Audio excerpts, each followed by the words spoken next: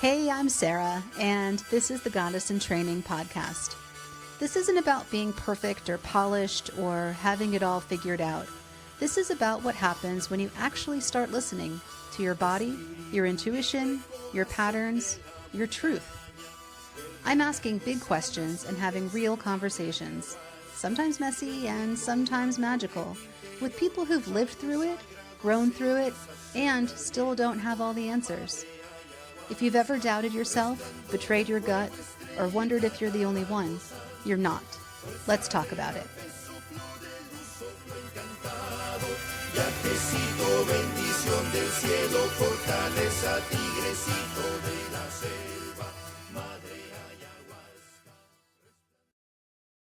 Hi, welcome back to Goddess in Training. I'm Sarah. Today I'm joined by my beautiful new friend, Robyn Nicole, certified breathwork facilitator, doula, and prenatal yoga instructor based in Lynchburg, Virginia, and the heart behind the beauty of breath. We met recently, and after about 5 minutes of chatting, we decided we were basically getting married. So yes, the vibes are that good. Robyn's story is a homecoming. In 2020, on a 200-acre farm with a river out back, daily walks and simple yoga cracked open a deeper awakening. A 30-day breathwork challenge became 90 days, which became a way of life, and eventually a leap to Guatemala to train as a breathwork facilitator. Since then, she's been weaving breath into the most sacred thresholds, supporting mothers as a birth doula and guiding all of us back to our own inner steadiness. In our conversation, Robyn shares how breath can gently shift us from fight or flight into rest and repair, why belly breathing is our birthright, and how a single mantra, "My breath is my anchor," can become a lifeline. She tells a powerful story from the OR supporting a twin birth, and we explore the softer medicine of regulation, how one regulated nervous system can calm a whole room. We also talk about building community in Lynchburg across different beliefs. What might happen if we don't debate first, we breathe first? If you've been craving peace, clarity, or simply a way to feel at home in yourself again, this one's for you. Take a slow inhale with us, a long exhale, and settle into your own rhythm as we remember what's always been here. Breath as a bridge, body, mind, and spirit.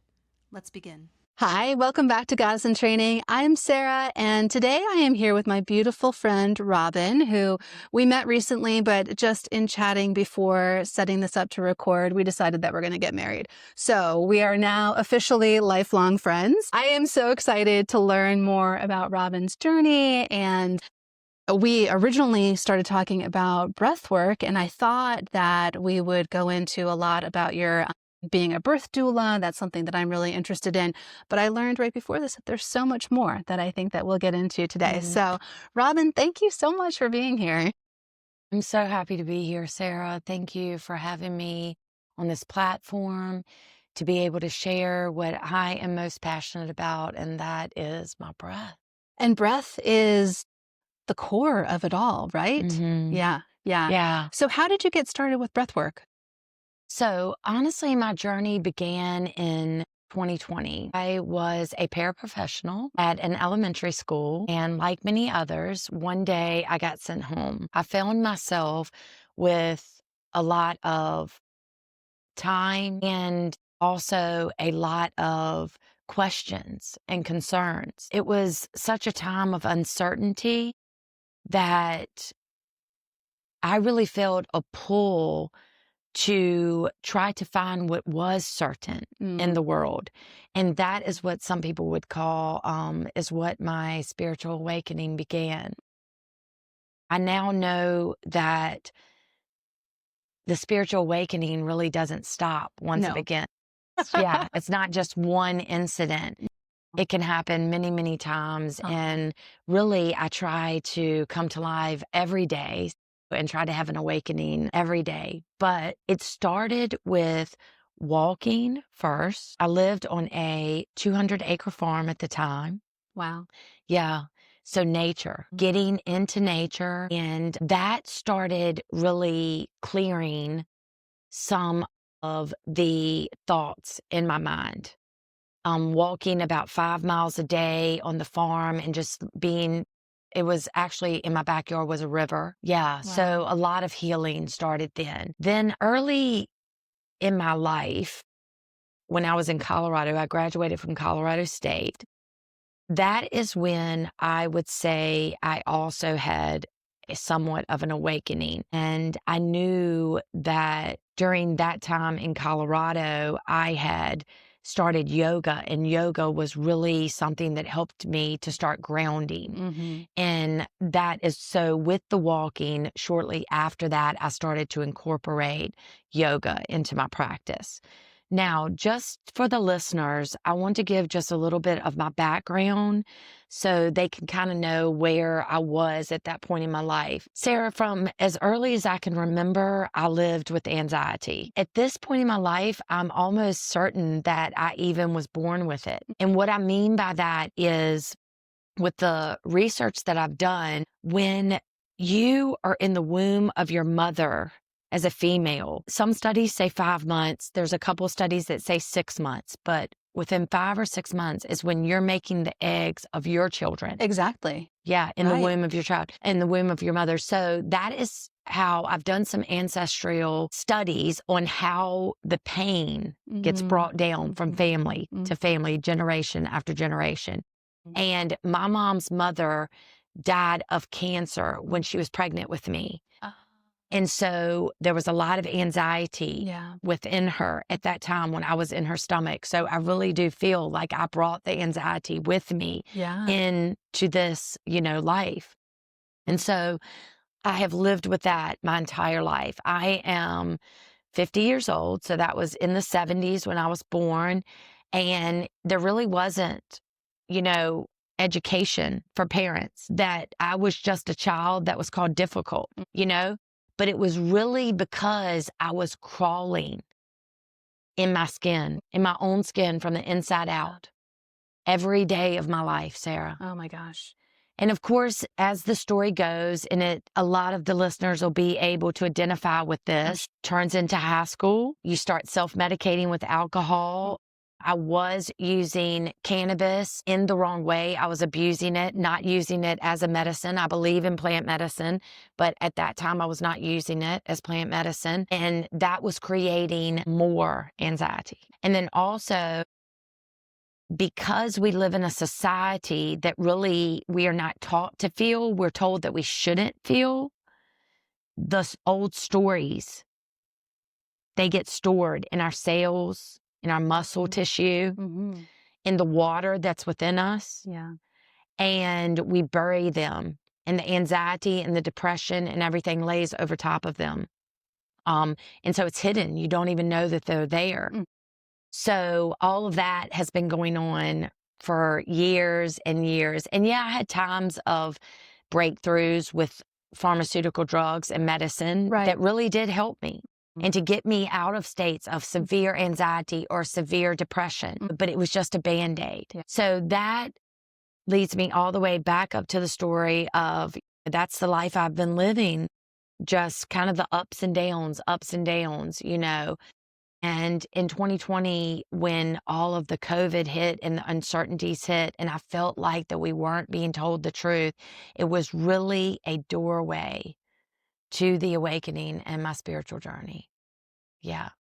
I think that moment in time, it was a collective traumatic experience. And so many of us, I think, experience similar things where we start questioning everything. And when you lose that certainty of your day-to-day life, it was really ripped away from us, all of those things that we thought we could rely on, being able to go to work, being able to go to school, just all dissolved. And unfortunately, I don't think it was enough of a collective awakening for all of us, because now we're going through a similar period of time where things are being ripped away from us little by little, or very quickly, actually, in some instances. So at that point, so you were doing the yoga and the walking. How did breath work then come into your life? That's beautiful. So yes, agree with everything that you're saying. It wasn't enough awakening for some people, but for me, it was that time. It was divine timing. With that being said, that it wasn't enough awakening for a lot of people, I want to touch on this really quick. That is not necessarily a negative thing to me. Right. I still truly believe in the core of me that we are all perfectly placed where we should be. And for some people, it's just not the right time yet. Mhm. They're Yeah. just not ready Yeah. yet.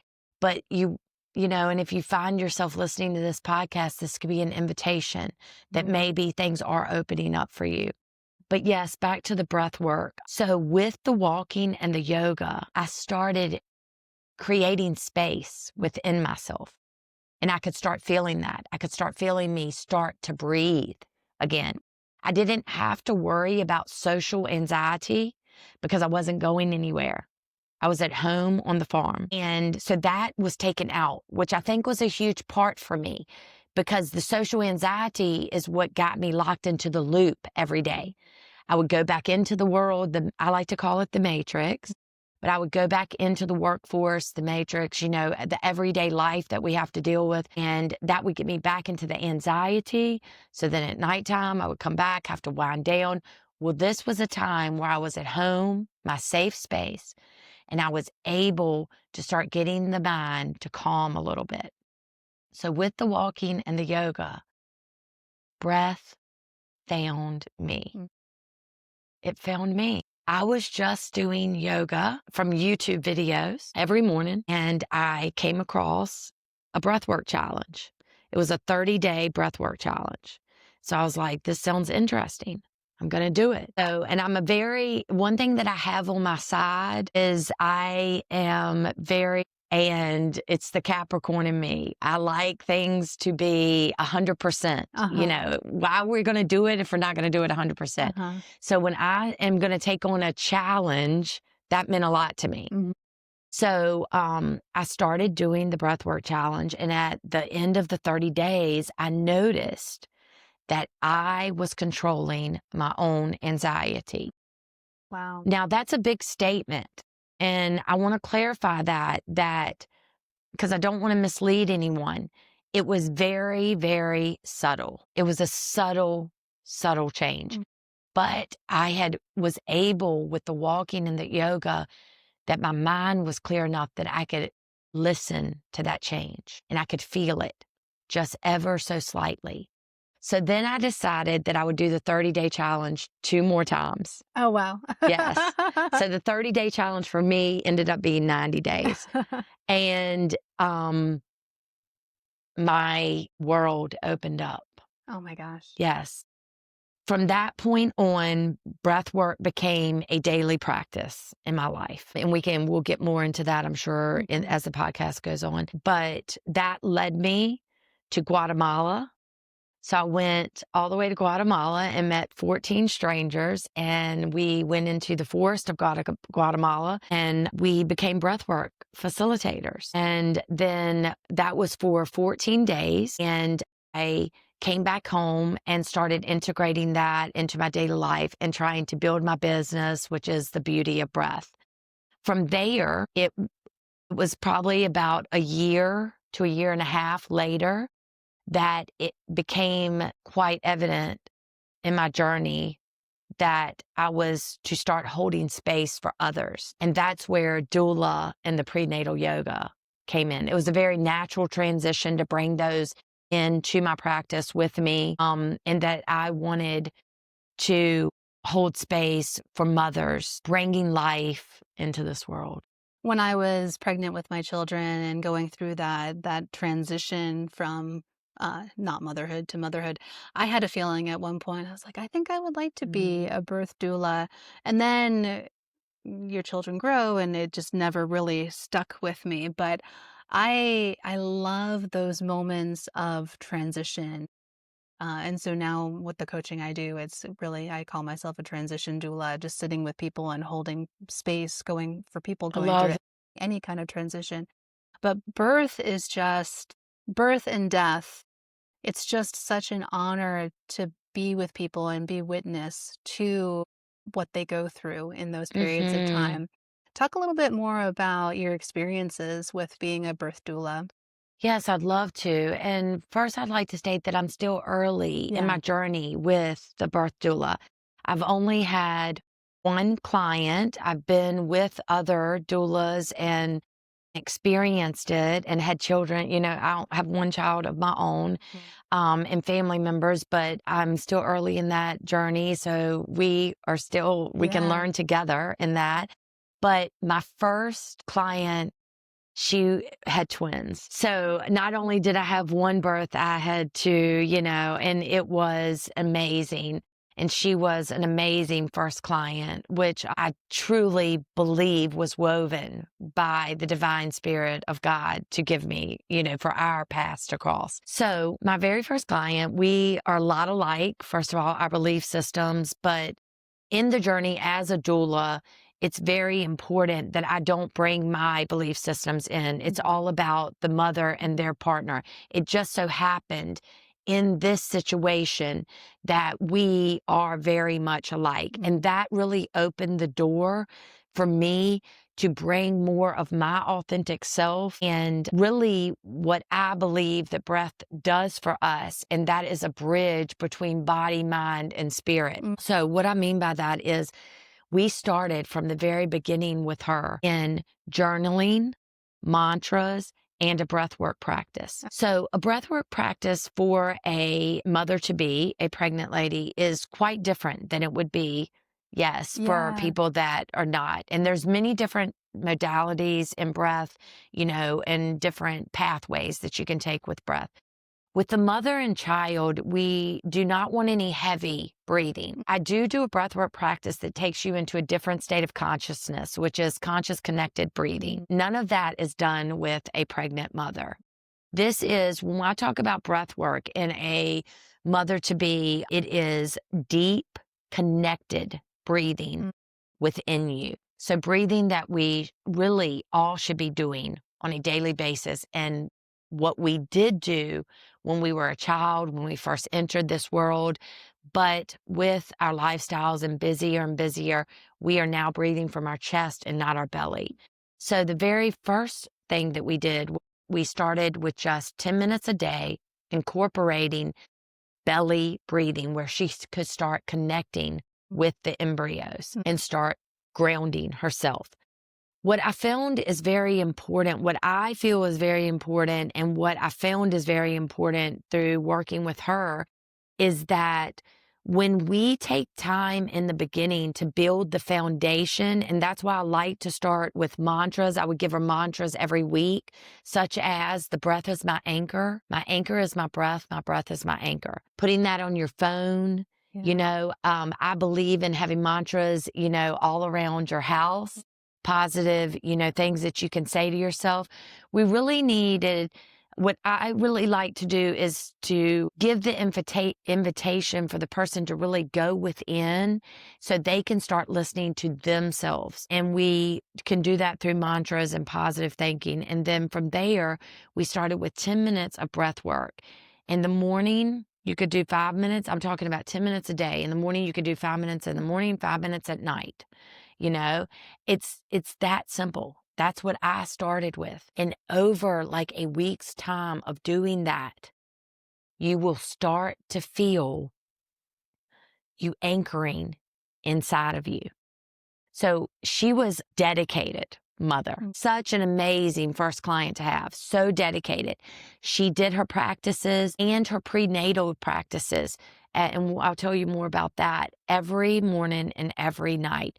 This really built an amazing foundation for when we were ready to go into the birth at the hospital. So we just started with deep belly breathing. And what we wanted was to create a breathing pattern to where she could invite the twins to start breathing in the same rhythm as she was breathing in. And we really did that because all through her pregnancy, they were amazing. This was a young mother who was not at times well supported by family members or a partner, but she maintained a calmness within her body that there were no major problems during her entire pregnancy. Being a pregnancy with twins, we also knew that there was a huge chance that she would not be able to carry them full term. She was very little, like I said, young mother. So her doctors were telling her she was also at high risk because of different health problems, but that she was probably not going to carry full term. She carried it was 1 week from being full term. Oh my God, that is remarkable. It was remarkable. And Yeah. I truly believe that it was all of the hard work that she did and the breath. So we went into the hospital the week before. She had it was going to be a scheduled birthing. We were going to do it natural in the hospital, but it was going to be scheduled. We ended up going in a week earlier, and we had to go into a C-section. Yes, they were premature, but at 4 pounds, one was at 4 pounds and one was going to hopefully be at 5 pounds. And of course, that's just an estimation. You don't know how much they are in her belly, but it was just a guess. So the best case scenario for us is that she could have them natural and that they would not go to NICU. That was what the best case scenario was. So we scheduled going into the hospital that morning, went in, and after speaking with the doctor and the heart rate, she made the decision that she was going to go in for the C-section and not go for the natural birth. So then that became the plan of the birth. And then the next best case scenario would be that they didn't go to NICU. So we wanted to keep her as calm through the process, because I don't know how many people have been into an OR, but in a C-section, the OR is very small and there are a lot of people in there, especially with twins. There is already a NICU team ready to go if the twins need it. So it is very cramped. There is bright lights and there is a lot of high stress situation. Yeah. So very, very thankful and just heartfelt that Lynchburg Baptist lets the doula go in with the mother. That's amazing. Because not all hospitals do that. So I was able to go in with her into the OR. And as soon as we went in, we started with our breathing, and both babies were born and neither one had to go to the NICU. Wow. So it's an amazing, amazing experience. Wow. Yeah. I've never really thought about all of the effects of breath work, and just how you mentioned the connection not only to her body, but to the babies that she was carrying. When I was going through the birthing process, I was very attached to having a natural birth. And I know that if I had not achieved that, I would have felt negative energy in some way, because I was so incredibly attached. And gratefully, I was able to have a birth center birth and then a home birth with my daughter. If I had had somebody like you walking me through the process and being connected to the breath, it would have changed everything, because I was very alone and very young. I've always thought about a birth doula holding your hand to try to get to that natural birth, to that specific outcome. But this story just proves the value in having you there, even when the plan needs to change. I certainly believe that those babies, their outcome was directly affected by you being there, by being that calm presence. I just recently had surgery, and it is stressful. It is so incredibly stressful. And when you have that emotional stress, it doesn't help the whole body process that you're going through. That's But if right. you can stay calm, I think it has huge, huge positive effects. Absolutely. And I definitely saw that. So it was very important to her to have natural birth as well. I think as mothers, just in our mind, we create stories. We do. And not just as mothers, but we're just talking about the birthing process right now. So we created these stories that'll be the perfect birthing story for us. And we all know that we really have no control over it, you know? Nor should we ever, No. but just we like try. we We try. try. Yeah. Yeah. We have no control over this. Wow. So as much as we can use the breath as a tool to go within and to allow the body to go into that rest and relax state, which is your parasympathetic nervous system, and I know we'll get more into that, then that allows the body to do what it needs to do to get through the experience rather than resisting. The birthing process, a lot of it is surrendering. That's what I was going to say. And letting the body do what it needs to do. Now, it may raise the question where you're in a C-section. What does the body need to do? The body still needs to do a lot. We needed to keep her blood pressure down. If your blood pressure is going up, you're going to be bleeding more. You're going to have a more loss of blood.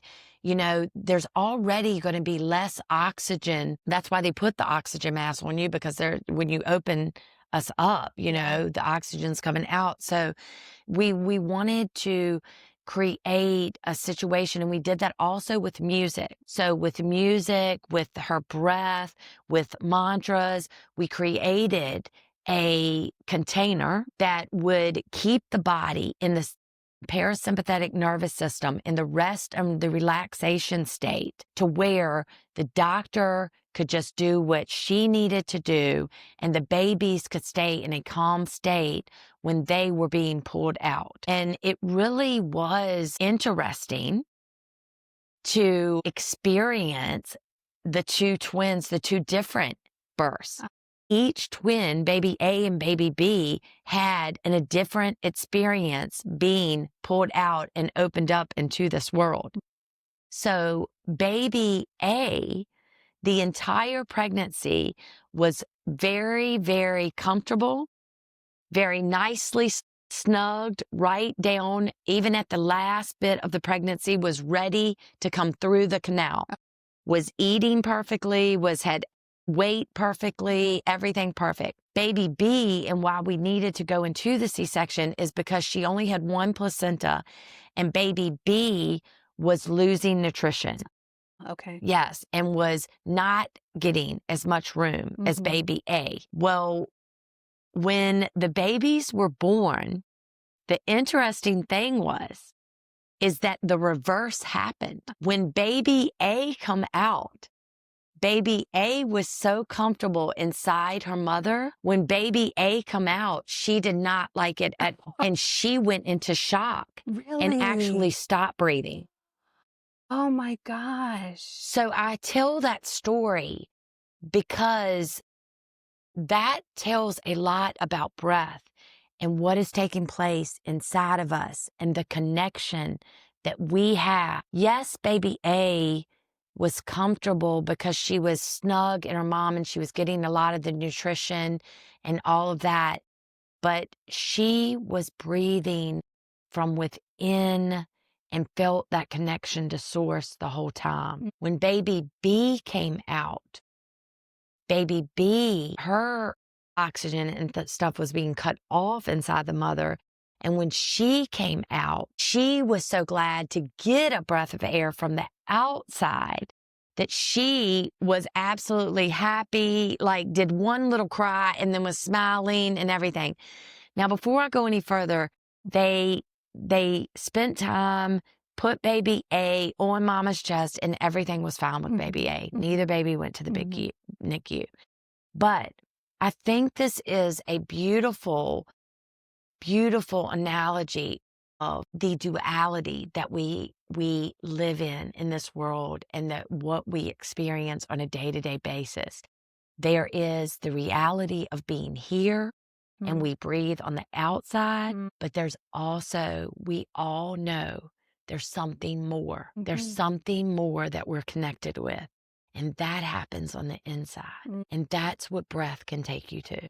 That's so beautiful. To me, too, it also speaks to the necessity of discomfort in our lives, and that we think of discomfort as a negative thing, but thinking about baby B, she actually going from an uncomfortable to a more comfortable space had a more positive experience, right? I've been trying to manifest ease in my life, and after going through my own surgery and being very uncomfortable for a period of time, I'm like, I just want to be comfortable. And why can't we just be comfortable all the time? But we can't, actually. We have to have discomfort. Yes, we do. And what I am really embracing and integrating into my life now with breath is that breath is the tool that helps me to navigate through the discomfort rather than burying the discomfort, rather than trying to go around it. I use the breath to go through the discomfort because I truly believe it's there to teach me. Yeah. So, what's an example in your own life of how you've used breath to get through an uncomfortable period of time?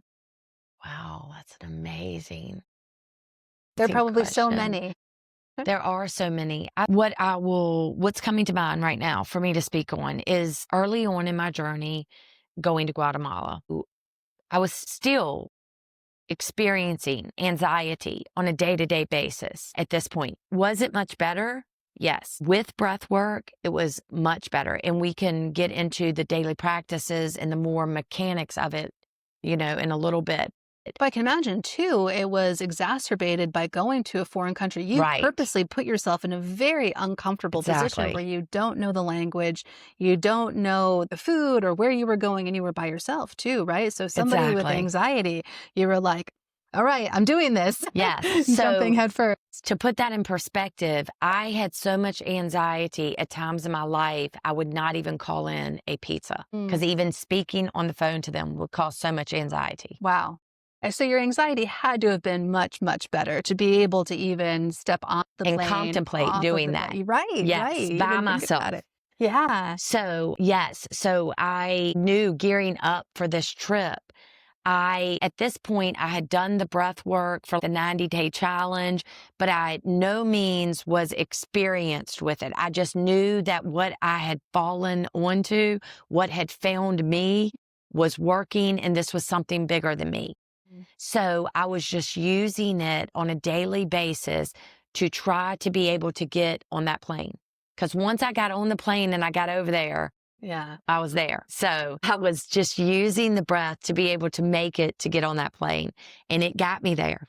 It got me there. And that is with deep belly breathing and then also doing heavy breathing practices probably at least 4 times a week. And what that was really bringing oxygen into your body is what really starts to change the nervous system. And so by doing that, the thoughts in my mind started to calm down and even go away.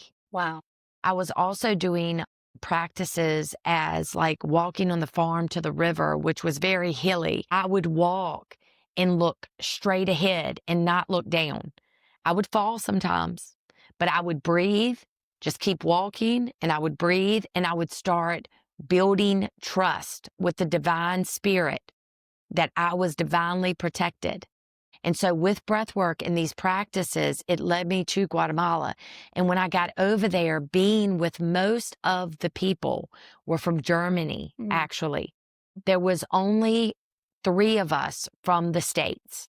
And so not even being able to speak their language, most of them could speak English, but there was a lot of anxiety. And then we were doing breath work every single night, which was releasing a lot of trauma. And there's different traumas going on because there's 14 of us. So every day the breath work was building each of us in more of a way. It was giving us like, when I say building, what do I mean by that? I mean, it was building a foundation within us that was building confidence and we were feeling empowered.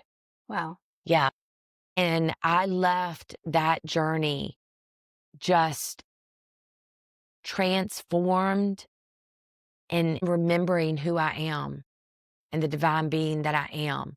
And when that happens, it's not even that you wake up one day and you're like, oh my gosh, I'm not anxious. It's that you wake up one day and you walk through life being authentic and natural. It just feels natural. It's not a big awakening. It's not something that is like, oh, I don't feel this. It's so subtle and calm. It's just so natural, Yeah. just Yeah. like breath is. Yeah, Mhm. That's beautiful. yeah. What keeps popping to mind for me is I had an experience where I was helping facilitate a plant medicine journey with a friend using psilocybin. And Mhm. he was not allowing himself to surrender to the plant medicine and was Yes. using his breath to prohibit the surrender. So he just kept saying to me, Sarah, Sarah, Sarah, like, I have to breathe. I can't breathe. I have to breathe. I have to breathe. And I was like, no, no, your body will breathe for you. But he was using the breath and focusing on the breath in the opposite way, Yes. that to keep himself in this world rather than surrender. And so, like anything, there's a duality I there love that. too, that you can use your breath to stay here, because he was breathing very heavily. Like, well, I have to think about breathing or it's not going to happen. It will happen. And that journey, he never ended up surrendering. I Uh, love that and that you brought that up because I think for the listeners, this is an important part because we live in duality. It's yeah. both sides. And this, what you just said and experienced with your friend, there may be people listening that has also experienced that. So how I would respond to that is, as a breath facilitator, I hold that sacred. And I know how important it is that every day I keep up my daily practices of going within and staying grounded because it is very important of the container that I am providing for the person that is coming in to do breath work with Um, me. So if mhm. someone is feeling that they are being called to breath work or into a plant ceremony situation, which I recently just came from in Peru, and we used breath for the onset of when the medicine started to hit. Mm. So I think it is very important to research who is around you, what is the container you're going to be in, because you were the lifeline for your friend when that was happening. Mm. You were the one that was the lifeline telling him that your body will do it for you. Mm. So if there's ever a situation where you have someone that is facilitating breath and they are wanting you to do it the way that they want it done, I would say run. I would say Yeah. leave. Yeah. It is your breath, your space, your body. It's nothing that needs to be rushed or pushed. It is something that should feel very natural. And for some people, breathing fast does feel natural. So if we're going into a conscious connected breathwork session and they right then are breathing fast, I usually just let them do it and they will sort it out on themselves. They don't need me in their ear saying, we need to slow it down. We need to do this. Or either I will start breathing myself and normally it will synchronize Yeah. their breath. They will start just not even by them trying, just in the room. And that's what I mean by container. It's the room that we're Yes. in, Mhm. wherever we're at. Mhm. It's, it's not the room that's sacred. We are sacred. And so we want to bring that to wherever we're at. Mhm. So at times, if somebody is nervous and I can feel that energy in the room, I will start breathing and then they will synchronize their breath with me Yeah. just naturally. So that's what I would say. I love that you brought that up. And anyone that is new to breath work, it is all about what you're feeling. Mhm. Trust your intuition. Yeah. You know, start a relationship and know who your breath facilitator is. Yes, it's okay to say, we are not in alignment. Not everyone that I work with is going to be in alignment with me and my beliefs. And I need to make sure that I'm not taking anything personal and that is okay. Maybe they're just going to work with someone else better. You And know, it's okay to not be ready for that it's okay to release. not be Yeah. ready. He clearly wasn't ready, and I wasn't going to force anything. Mm. So my job was just to be there and to reassure Yeah, as he was going through that process. Yeah. that's beautiful. Yeah. Because everything will happen exactly when it's supposed to. I am a firm believer in that. Me as well. Me as well. And I hope that the listeners can feel that in us. And the breath will take you exactly where you need to go. I've had a similar experience with me breathing and it regulating somebody else when practicing Reiki. If I Mm, feel energy shifting in somebody, I don't need to tell that person to take a deep breath. I just take a deep breath, and then they naturally take a deep breath at the same time to then release the energy. So Um, beautiful. and breath is something that I mean, it's with us in every single moment of our lives from birth to death, but we don't think about it at all. Yeah, talk a little bit about the pure focus. Not necessarily how you're breathing or changing your breathing, but just the thought put into it, how that can be revolutionary for somebody. Oh, wow. This is a question that I am very grateful for, and I'm so glad that it came up because I do have a vision of the new world, and this is the direction that I feel that I would like to see start vamping up Uh-huh. and becoming where we are thinking more about the breath and how we're breathing. I think that we have forgot how sacred breath is. Like Sarah said, it's the first thing we do when we enter this world and the last thing we do when we leave. Just think about that. That is sacred. It is. It is the breath never forsakes you and never leaves you. You can forget about it all day long. Go and our heart beats over 60,000 times a day. Wow. 60,000 times a day. And we never think about it. Unless something goes Never, wrong. unless something goes wrong. Right. It never leaves us. It's always there, faithful. So if we can start consciously breathing, it's going to change the world. I believe this. I hold this vision in my heart and I live it. It has changed me. Mm. So with conscious breathing, I believe and have found that that is what we've been going through with the health problems. We are living in a state of being in our sympathetic nervous system, which is fright and flight. A constant state of stress. That tells our body that we are in danger and we are breathing from our chest and not our belly. Buddha was not fat. It was his Buddha belly breath. Mm. He was breathing. We should be breathing from our belly. We were designed as hunters and gatherers. We were designed to breathe from our belly, staying in the sympathetic nervous system. And then when we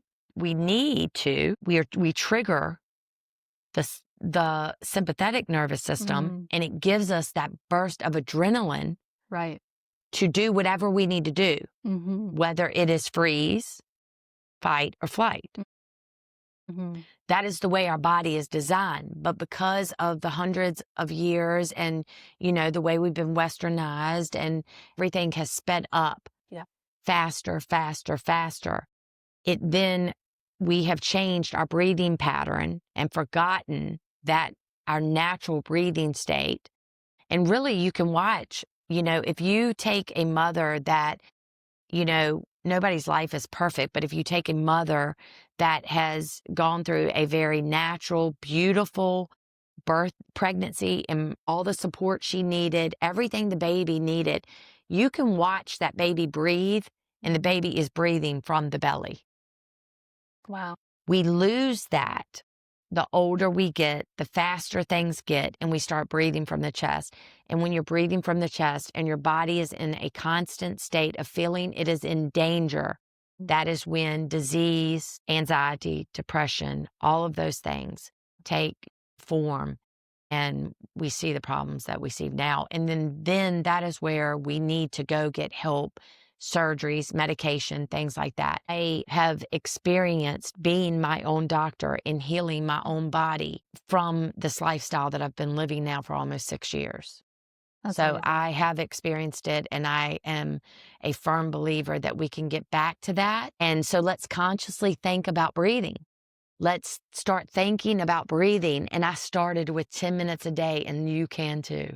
Wow. I feel like there's an aspect of gratitude too, that since we don't think about the breath and we don't appreciate, it gives us everything, right? And if we just had a little bit of focus and a little bit of gratitude, It's almost like it is our source, and it is life, and it is love, it is everything, and a little bit of just attention to that, I think, would make a huge change in the world. Love bringing the gratitude part in with that because consciously thinking about your breath and your breathing pattern and then putting gratitude with it. Mm. That is the formula for going back home. And home is within you. And when you bring those two together and you start to feel that feeling that you can only feel when you're home. And everybody has had that feeling before, at least once in their life. Even a father that just held his child for the first time, whether you in a church had that feeling. Everybody has had that feeling sometime in their life of home. Bringing those two together, you will start to have that feeling within, and then you can grow on that. Yeah. So it's beautiful transition, and I am here to, help in any way that I can to share, you know, that healing power. And then one other thing I wanted to say with that that's coming up for me is that when you just start that conscious breathing, that gratitude, maybe start a 10-minute breathing pattern, which my social media will be listed on the podcast underneath, and everything will be listed to follow me. I put breathing techniques on there where you do not even have to see me. You can start in your own home. The 10 minutes a day, you can start in your own home, in your own privacy. If you're nervous and not ready, don't think you're ready to go see a breath facilitator. But when we start those things, the work on the inside is natural. It just does it for you. You start to eat better. You start to treat the people around you better. You start to have more clarity of mind. You go to the doctor and they tell you your blood pressure's down. Your diabetic numbers are better. I have a client, one of my breathwork clients, who her diabetic numbers are better. Her blood pressure numbers are better. She's a cancer survivor now. Wow. And I truly believe it wasn't me. She chose this. Yeah. She has done this by going on this journey. So all of those things start to fall in place. And that's what it means to come back home. Yeah. I'm sinking into that feeling of home. It got me teared up a little bit thinking about that feeling because we don't return to that. We don't. And I truly believe that that can be a state of being. And that is where, when I talked earlier of where I'm at with my breathwork practice, I'm at a state of integrating breath into my state of being every single day that I'm in a place that I can call home. And what that means to me is that I don't react, I respond. I'm living every day from heart centered. Please do not quote me on this, but I believe it was Dr. Robert Grant that said, when you can think with your heart and you can love with your mind, wisdom flows like a river. And with my breath, I have been able to do that. I think with my heart, and that's what it means to respond to me. So it doesn't mean that I go out every day and people around me don't trigger me every now and then. I mean, I still get triggered, but because my breath, I breathe from my belly. I just do that in my everyday life now. It's not something I have to consciously think about anymore. But this is almost 6 years in the journey. But I don't consciously think about it anymore. It's just a way of living for me. So when that happens and it's something that I don't like or whatever, I know I go straight to my heart center. I think about it with my heart. And then from my mind, I can see them as they're the same person as me, or the situation that I'm in, can love it and feel it from my mind, because it's all the same. We're all the same. We're all divine children of God is what I believe. And then when that happens, when those two things happen from my heart and my mind, the wisdom and how I should react just comes right out. I feel like too, when I'm around somebody who's really regulated, I feel more regulated. And I feel like the more of us that lean into this way of being, it's not just for ourselves. It definitely spreads even amongst people that you're a stranger in a store. If you have that calm breath and that calm just way of being about you. It calms people around you. Have you had experiences where you've kind of intentionally gone into your meditative breathwork space and seen the change in somebody else, even if it's somebody that you weren't specifically working with? Yeah, Absolutely. yeah. And I use that, I will say, on a weekly basis. Little magic. Yes. And it's a place that I also hold very sacred. I do not say that lightly. I do not go in thinking that I'm going to control a situation. But if I am in a situation that even is high stress and has nothing to do with me, Yeah. I have had an experience, more than one, many, many experiences where I will just remove myself. And what that means is I just back out of the energy field. I go to a distance of 6 to 10 feet out of the energy field. I breathe. On the inhale, I bring it all the way up to my crown chakra and I say, I am. And on the exhale, I let that I am fall all the way down into the earth. And I do that just in silence within me. And I will watch the argument. Maybe I'm in a store where there's a long line and the people are getting fidgety and like, I'm in a hurry, I'm in a hurry. I have watched it all go into a state of calmness from doing that. And so that is coming to mind now why it's so important. And I'm so blessed to be on this platform with you, Sarah, and what you're putting out into the world. This means everything to me because if we all could start communicating in this way, this is how we help each other and how we change the world. This is what I believe Exactly. because it's not about that we're never going to get triggered, that we're never going to be in stressful situations. This is what it means to move through them.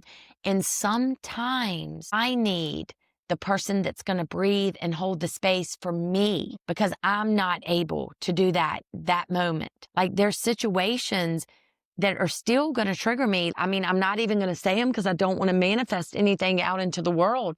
But obviously, we all know with family members, with pets, pets are like our family, with our jobs, with things that we are passionate about. I believe that everything comes to an end. We don't like to think about it, but every beginning should come to an end. And sometimes when those things end abruptly because we don't have control of that, we're not the doer. We're not the doer in as far as the flow of life. And when those things happen and I get into a high stress situation, I want to build a community around me that can also help me regulate. Yeah. So that is the vision I have and I hold in my heart and what I want to create in Lynchburg, Virginia and in my community. Exactly. I was going to ask you what's next for you, but it seems like that's it. Amazing. Thank you. Maybe expand that community to Costa Rica as well. Yes.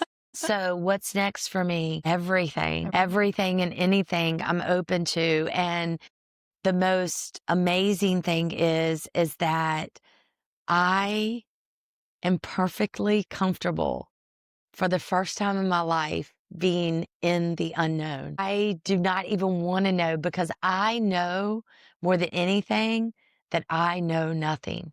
Yes.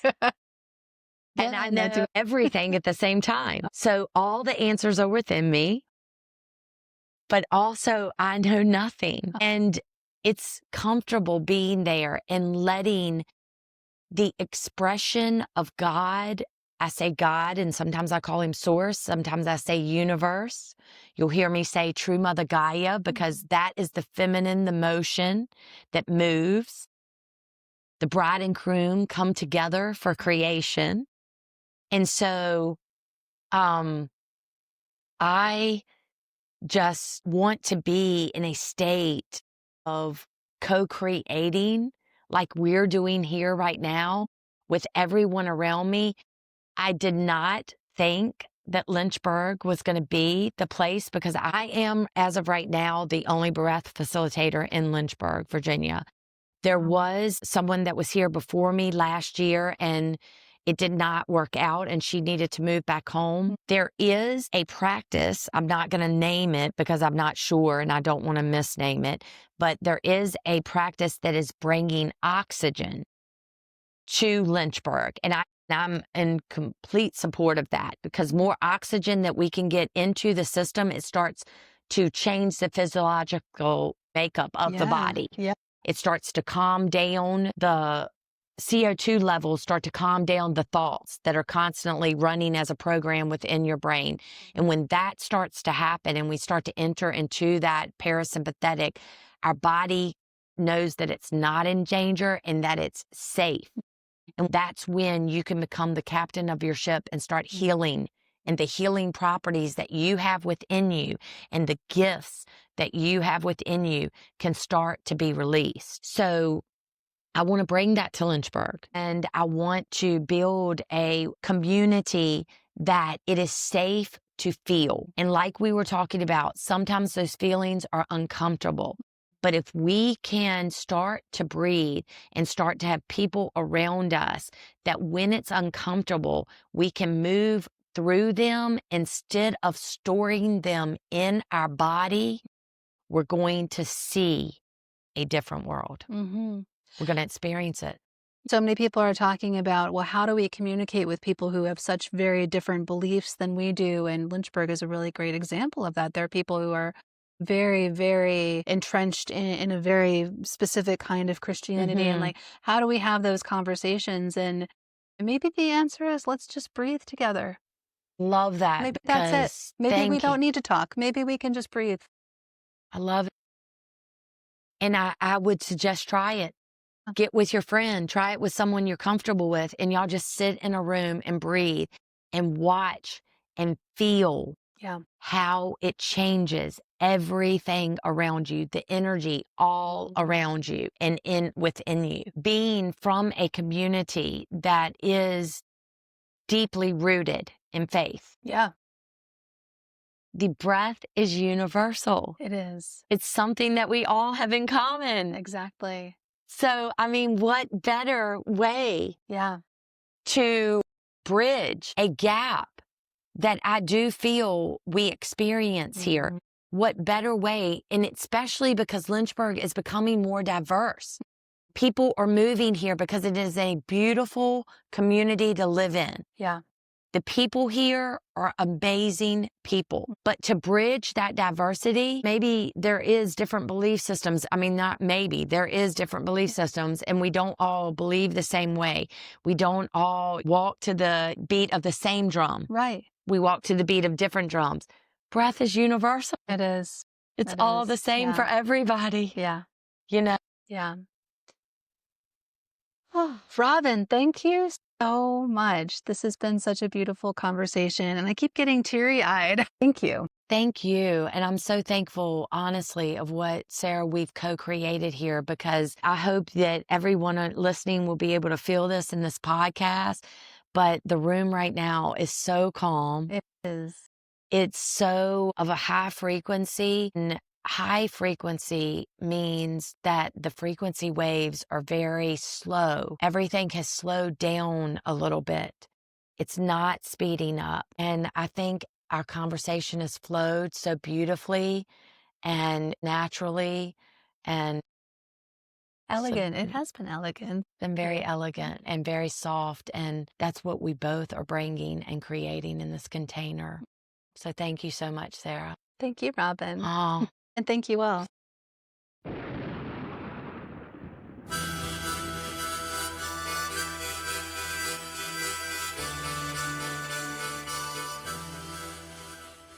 Thank you for tuning in to Goddess in Training. I hope something in this episode stirred your knowing or softened your heart. If it spoke to you, share it with someone who needs it, or leave a review or comment to help others find us. If you're watching on YouTube, please like this video and subscribe to the channel. If you want to hear more conversations like this, please consider supporting Goddess in Training on Patreon.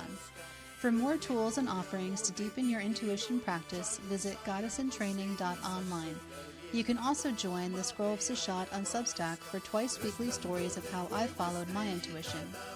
The music for Goddess in Training is Madre Ayahuasca by Arkawa, and you can find more of his music in the link to his website in the show notes. Remember, your intuition is not a mystery, it's a memory. Keep listening. Resplandor del fuego, estrellita, tabaco santo, fuerza de rapé, soplo de luz, soplo encantado, viajecito, bendición del cielo.